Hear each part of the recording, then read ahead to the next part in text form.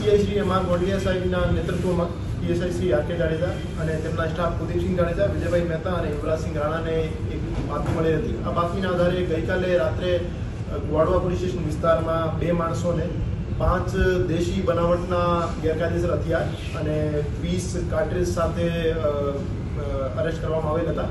અને પૂછપરછ દરમિયાન જાણવા મળ્યું કે એ જે મુખ્ય સપ્લાયર છે, જેનું નામ શકીલભાઈ સાદિકભાઈ મંસૂરી છે, એ ધાર જિલ્લાથી આવતો હતો અને અહીંયા રેગ્યુલર હથિયાર સપ્લાય કરતો હતો. અને અગાઉ પણ ચોટીલાના રહેવાસી અને થાનગઢના રહેવાસી 3 બીજા આરોપીઓને હથિયાર સપ્લાય કરી ચૂક્યો છે. તો એમને પકડીને એની સાથે જગ્યા ઉપર જઈ અને બીજા 11 હથિયાર અને 10 કાર્ટ્રીજ બરામદ કરવામાં આવેલ હતા. તો આ રીતે કુલ 5 આરોપીઓ પાસેથી 16 ગેરકાયદેસર દેશી બનાવટના હથિયાર અને 30 કાર્ટ્રીજ બરામદ કરવામાં આવેલ છે.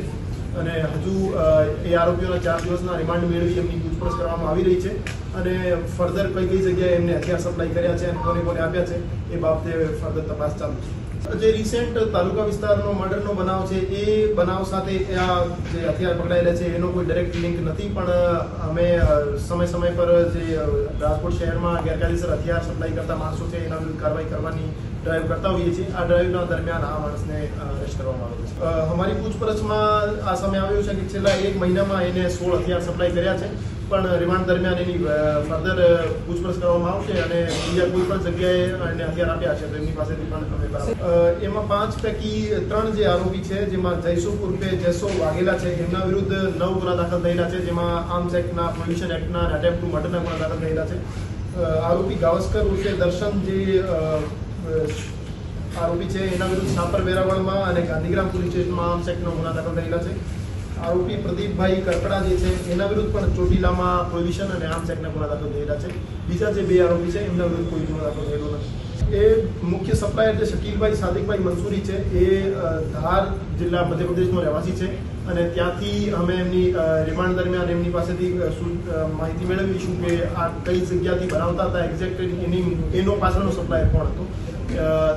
પૂછપરછ દરમિયાન અમને શંકાસ્પદ નામ મળ્યા છે, પણ અમે વ્યવસ્થિત પૂછપરછ કરીને જે પાછળની ચેન છે એને પણ અમે અરેસ્ટ કરી. કેટલા રૂપિયામાં વેચતા?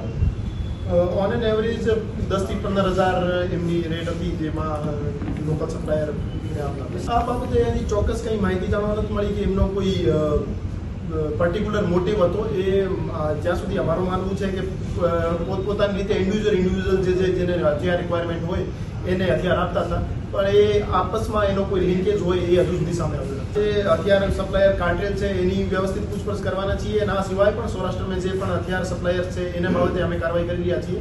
અને જૂના જે પણ તમામ હથિયાર ધારાના ગુનામાં પકડાયેલા આરોપી છે તમામની પૂછપરછ અત્યારે અમે કરી રહ્યા છીએ. અને સૌરાષ્ટ્રમાં હથિયાર સપ્લાયની કાર્ટેલને અમે તોડવા માટે પ્રતિબદ્ધ છીએ. આમાં હજુ આરોપીઓની સંખ્યા પણ વધે ને હથિયારની સંખ્યા વધે એવી શક્યતા કરી એવી સંભાવના છે, કહી શકાય.